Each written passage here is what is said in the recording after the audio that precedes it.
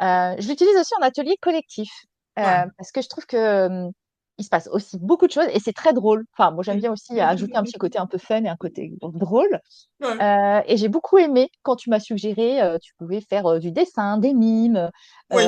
des choses comme ça. Et ça crée en fait tout de suite, il y a une espèce de, tu vois, quand on appelle des brise-glaces ou des choses comme ça, quand tu fais des ateliers collectifs, là, pour le coup, ça brise vraiment la glace. Oui. Et Ah. ça amène une convivialité, un côté un peu décomplexé. Oui. Et en fait, sans obliger. Enfin, tu vois, c'est ça aussi Oui. c'est la porte ouverte à. Oui. Et donc, en atelier collectif, c'est pareil. Je les fais soit sous forme de sous-groupe, soit en collectif tous ensemble, en fonction du Ouais. nombre de participants.